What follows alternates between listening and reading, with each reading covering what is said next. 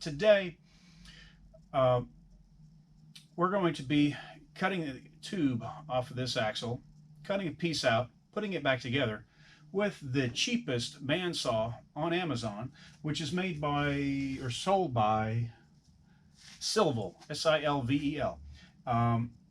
It's the reason I bought it was the cheapest one on Amazon.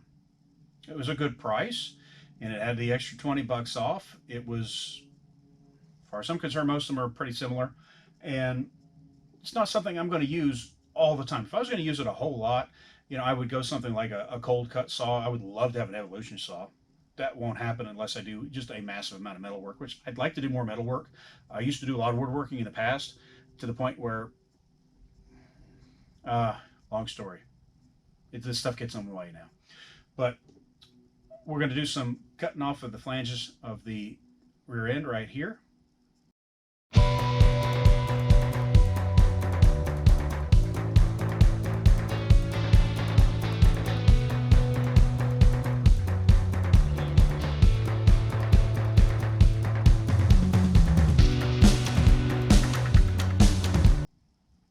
Now that you've seen me cut those off, came off pretty well. They are extremely thick. They are about 1/4 inch plate and really nicely made. I would have loved to have just, cut them off and ground them and reused them, but I don't have that kind of patience to, to cut that off cleanly and do that. I don't have the patience anymore. I don't.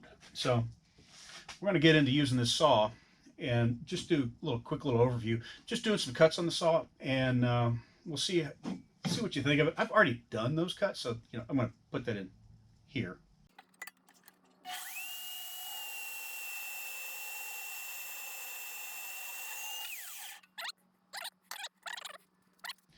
But if I can get up close here,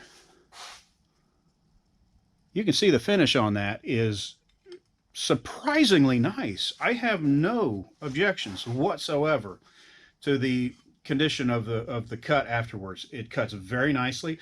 I did a little bit of tuning, just a very little bit of tuning, left and right, and I in one of the previous things I filmed, if it's still there, I actually held a square up, and it was, one side was dead nut square, the other side, I'd say that's pretty good cut. The other angle was slightly off, just a tiny little bit. Only machinists are going to care about that.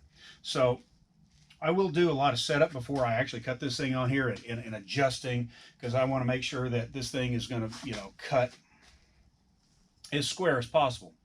That said, when I go to cut that pipe, so just imagine this is the pipe. Okay, here's your pipe. Now I cut that. Now ideally what I'm going to do is I'm going to cut a section out. So we're going to come in, I'll hold this back up here. Let's just say, okay, we're going to cut it, and we just cut a piece off. Okay, we made a cut. Well, now this is hanging off in the breeze over here. Well, I slide that over and I make another cut here, and I cut that section out. Honestly, I don't care if that blade is perfectly 90 to the world. It doesn't matter. It could be on an angle this way, it could be on a compound angle. It doesn't matter.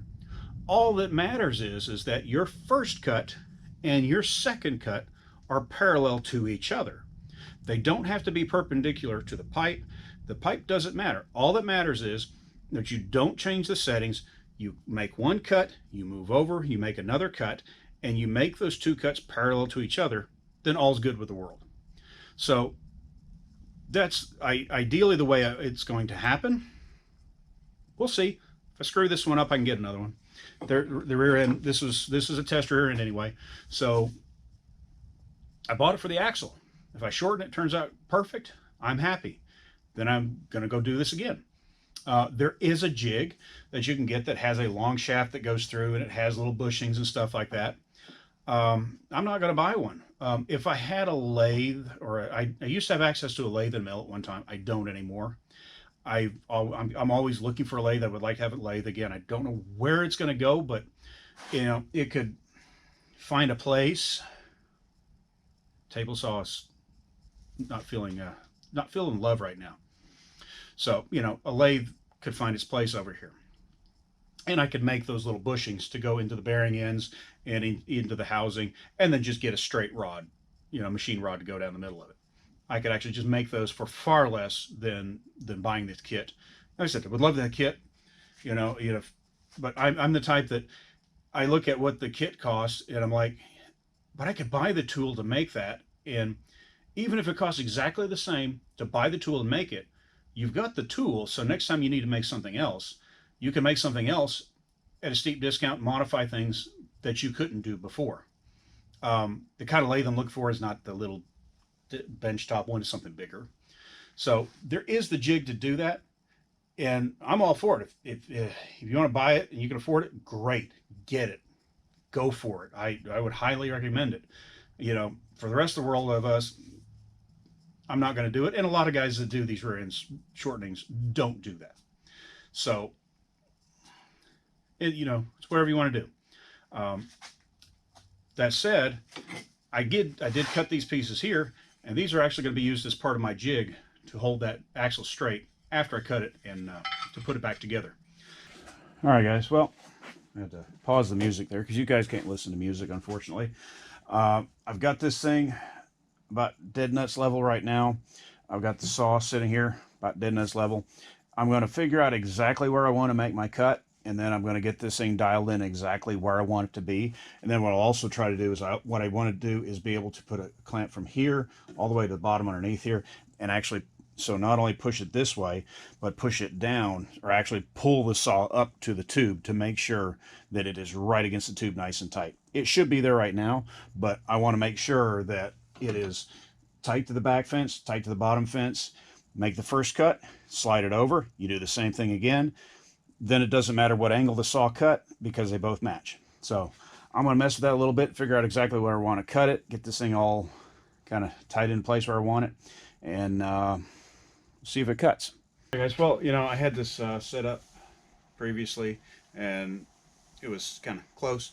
Well, I did a little more fine tuning on it. I got a little tighter.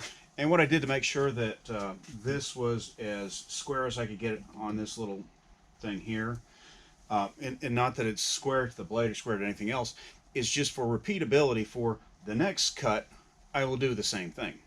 So what I did was I took feeler gauges and made sure, just the feeler gauge, that this pipe was touching on both sides of that. It's not the greatest little, it's not super heavy duty, but it's kind of a base there attached to. And if you notice, I actually also put a C-clamp on here, and I'm going to be modifying this saw in the future with a little bit of with a hold down clamp. Unfortunately, this thing has this nice little hole on this side over here that you could actually tuck a clamp in. If that hole had been on this side, you could have just put it right through here, put it through the hole in here, put it on top, clamped it right down. Would have been awesome.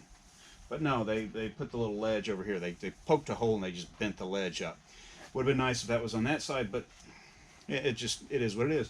But I'll modify that in the future. I'll make an actual hold down clamp that I like, because I don't want to rely on this little front one here, and sometimes you just need to be really solid in there where you want it to be. So I'm going to cut it there. You may not agree with where I'm cutting it. That's okay. It's mine, not yours.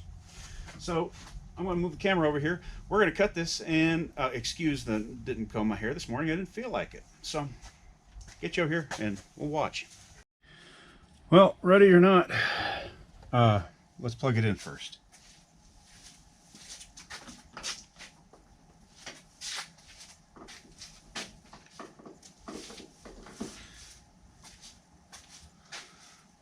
All right, well, let's see what happens. And yes, I took the little plug out of here. Don't lose this, because this is, that who knows what thread that is. I stuck a little tube in there with my, you can't see it, it's over there by oil sucker to suck some of the grease out of there. So let me pull this little thing out.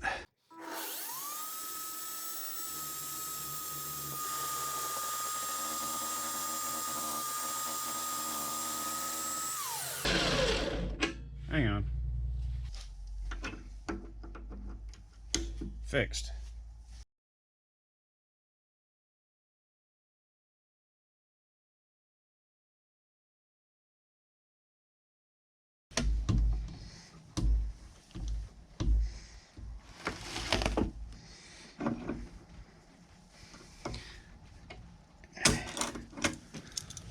And there we go.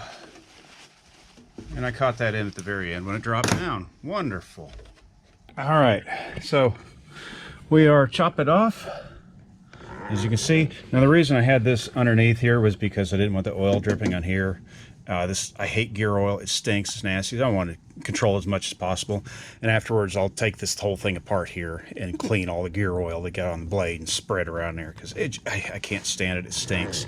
And, you know, you can see down here, I even dripped it down here after I set the pipe down.